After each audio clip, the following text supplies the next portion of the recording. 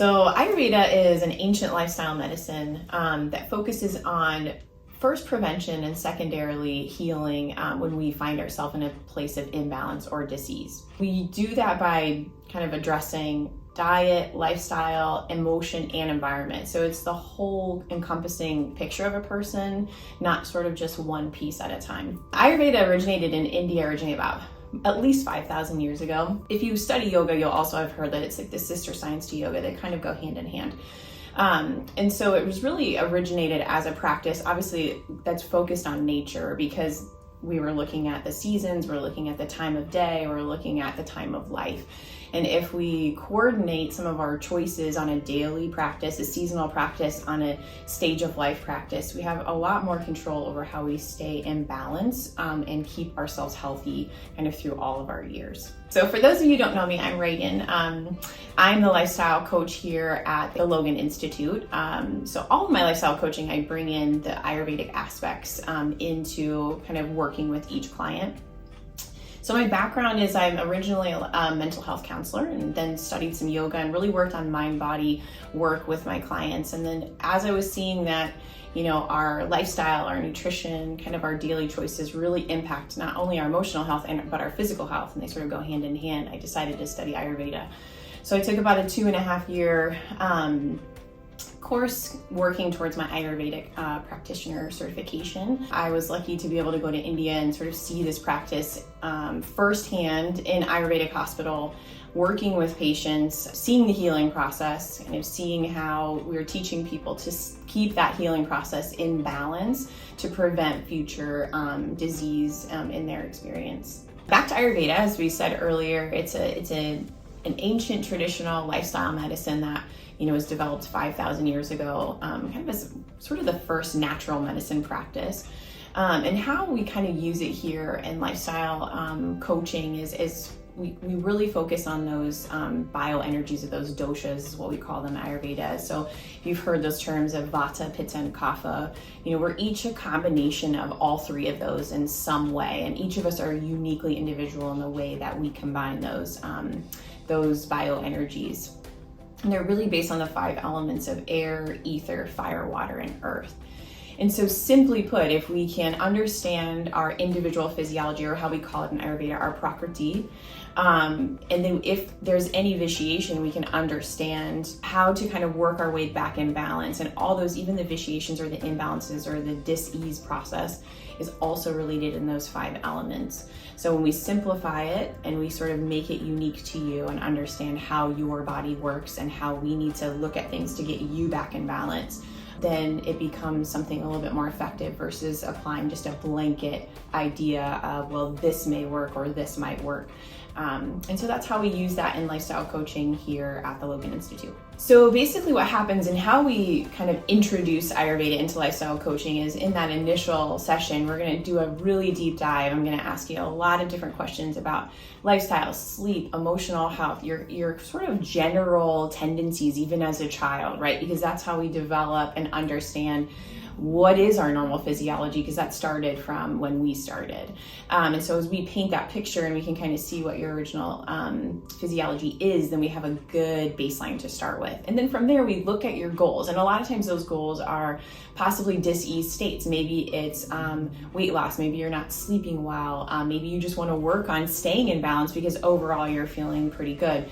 Then we can really apply those kind of energies to you and looking at those specific states. And for every person, weight loss is different. It's based on your original prakriti, right? So weight loss for each of us isn't the same. Same thing for sleep issues. They're not necessarily the same. And so we want to look at those from an individual process. And that's exactly what we do. And we gather that in that original appointment. And then from there, on that follow-up appointment, I'll kind of help you understand your prakriti, your baseline, and give you those tools to go, okay, if I stay in line with some of these practices, then I learn how to keep myself in balance over a period of time. It is very much a team approach, right? And that is very helpful. So, if Doc is finding something in one of his appointments that he says, oh, okay, I think this can really be looked at from a lifestyle or nutrition, maybe an emotional health or maybe meditation or some of those kinds of things, stress relief, then he can send people to me and say, hey, like, this is something I think they need in addition to some of the medical approach that we're taking. When I'm doing some of the initial intakes for coaching or even the orientations, I can pick up on some of those physiological needs as well. And I'm able to kind of let the doctors or the nurse practitioner know, hey, here's some things that I'm seeing that I think we really want to make sure we address, when we're doing their diagnostics, maybe when we're doing some testing. So we have this ability to kind of work with each other to kind of create a whole person approach here at the Logan Institute. So another key part of Ayurveda is digestion. So obviously when we think about digestion, we think about how we digest our food, how our digestive system is working. And that's a huge part of how we stay in balance, because we have to digest everything. But when we think about it on a broader perspective, we also need to think about, we digest everything we hear, everything we see, everything that touches through all of our senses. So that becomes more of a deeper cellular digestion. And so making sure that the gut digestion is healthy means that we can also digest on a deeper cellular level. So the 6 tastes in Ayurveda are sweet, sour, salty, bitter, astringent, and pungent. And so each of those 6 tastes has their own element profiles when we get back to those 5 elements of air, ether, fire, water, and earth.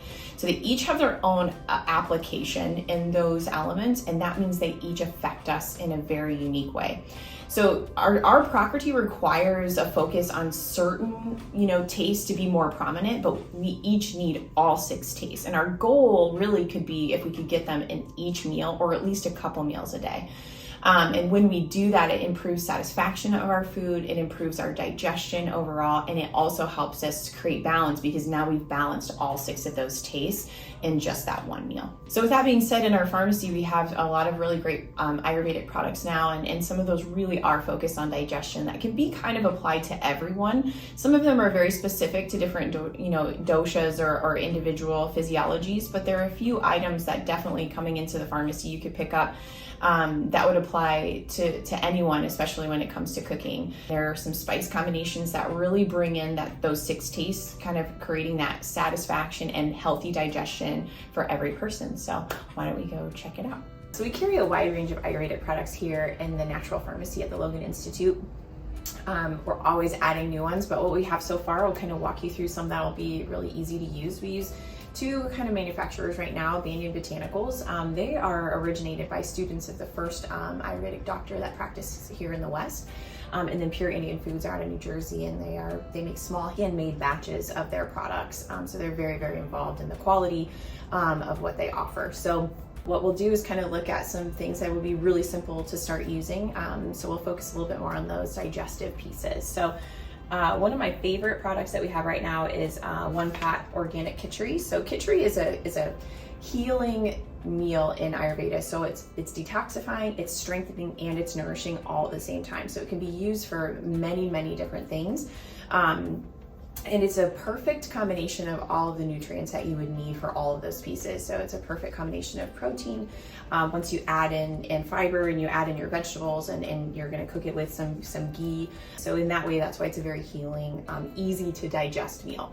So in this 1 pot, you have all the spices that you need already combined. You have the lentils and the white basmati rice already here. So the only thing you need to add are your vegetables. And usually we'll encourage dosha specific vegetables, and that's always, but really anything you gravitate towards can also be okay, because those digestive spices are gonna help you kind of work through that and kind of digest everything that you cook in there.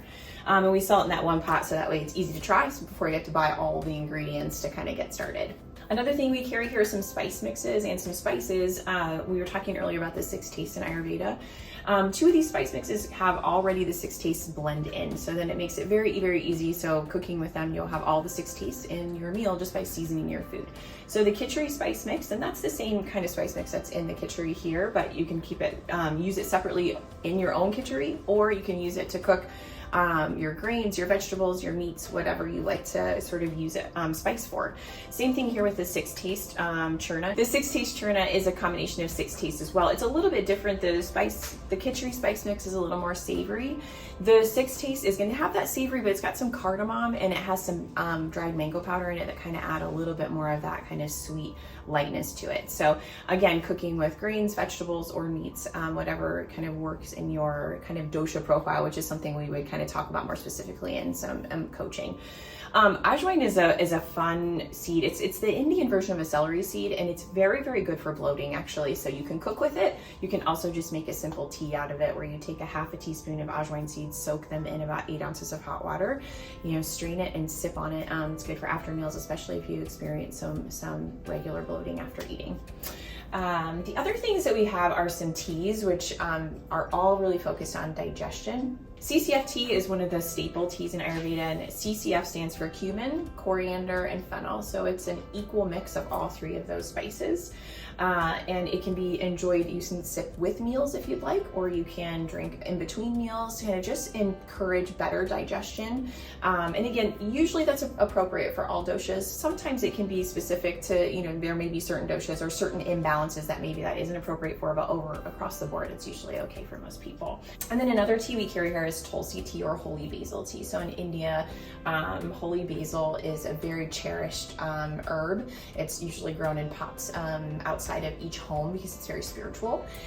So it adds that spiritual element to your internal health, as well as it's very good for heart health. It's very good for digestion. It's very good for just overall balancing. And this really can be applied to most doshas as well. So you would just make it like a loose leaf tea, just like you would any other loose leaf tea that you would at home.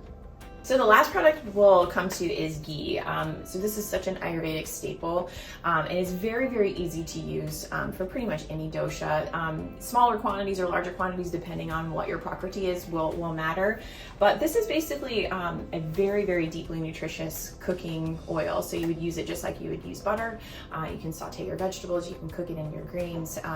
Those very easy. And when you mix it with the spice mixes, it kind of brings all of those elements into kind of a deeper cellular level when you ingest it. Sometimes we'll also mix herbs in ghee as a carrier to be able to kind of get it to the right cellular system. But as just an everyday use, you can use it internally with your cooking. It's also very good on the skin. So it's something that you can use as, if you have gentle kind of issues on the skin, or, you have dryness, you can actually just apply a little bit of ghee in those spots, especially if you have maybe scaly elbows.